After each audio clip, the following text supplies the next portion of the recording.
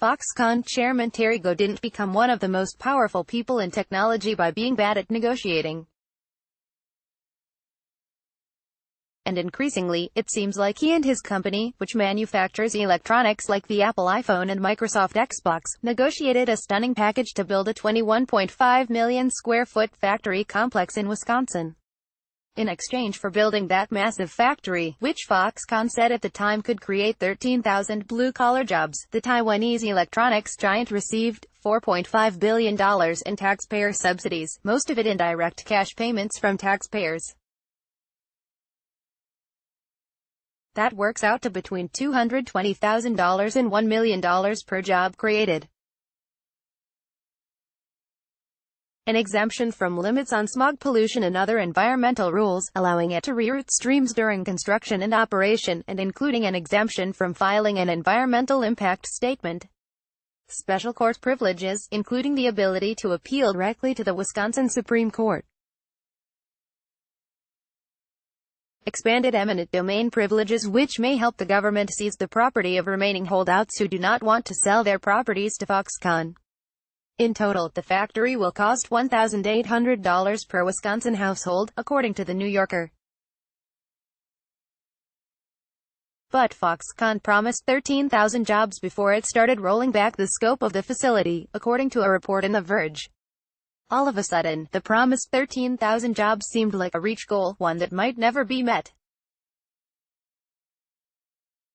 In May, it was revealed that Foxconn had scaled back its plans. Instead of producing giant, 10-foot by 11-foot panels for televisions, it would create smaller glass panels for smartphones and displays. Eventually, Foxconn officials said, it might make the Gen 10.5 plant originally promised, but it might take a while. 6 weeks later, the same Foxconn official backtracked. Foxconn could never build the plant it originally promised, because of competition from China. Instead, the Wisconsin factory would focus on AI 8K 5G, a change that would mean that the plant would employ 10% assembly line workers, 90% knowledge workers, and would rely heavily on automation.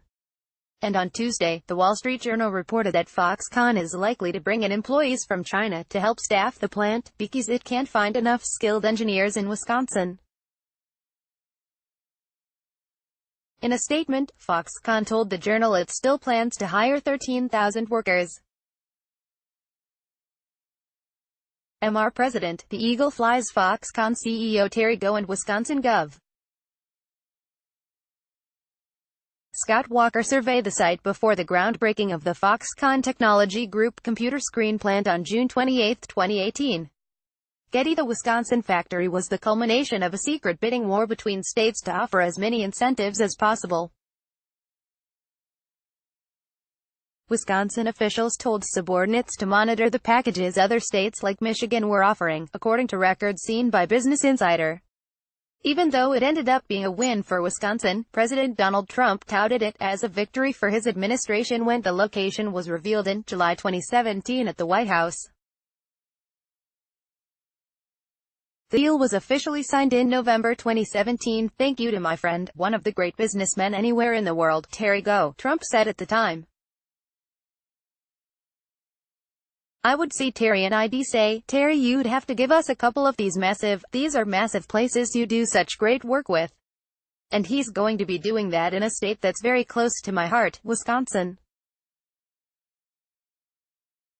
To make such an incredible investment, Chairman Gou put his faith and confidence in the future of the American economy. In other words, if I didn't get elected, he definitely wouldn't be spending $10 billion, Trump continued. Mr. President, I have met you 3 times. Each time, you have emphasized the importance of manufacturing in America, Gou said at the announcement. Mr. President, the Eagle flies, Gou continued, referring to the project's codename, Project Flying Eagle.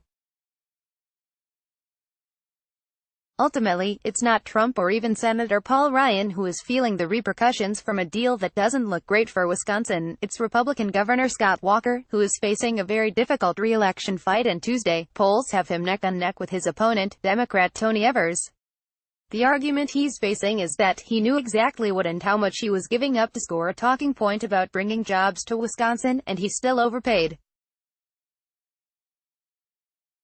Wisconsin bid $4.1 billion in incentives. The next closest state was Michigan, with $2.3 billion in tax breaks, according to The Verge. The public couldn't have known about the details of the deal beforehand, either, making it important that elected officials would try to drive a hard bargain. For example, in July 2017, Business Insider requested presentations and documentation that Foxconn provided to the Wisconsin Department of Revenue. I am withholding emails that contain information relating to WEDC's consideration of pending grants, loans or economic development projects with Foxconn, pursuant to Section 238.08, which provides that records relating to pending WEDC grants, loans or economic development projects that must remain confidential to protect the competitive nature of the grant, loan or project, a Wisconsin secretary wrote to Business Insider. Also, in balance, public disclosure of records relating to pending or potential opportunities is less beneficial than non-disclosure, because disclosure impedes the WEDC's ability to productively negotiate with companies about potential projects that will create jobs, increase investment in the state, and generate additional state revenue for state and local governments, the email continued.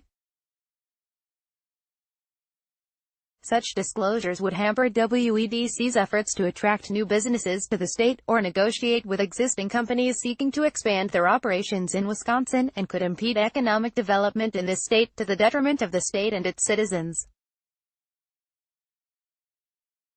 Wisconsin may have successfully attracted Foxconn to the state, but it's increasingly looking like the entire factory project may be to the detriment of Wisconsin's citizens.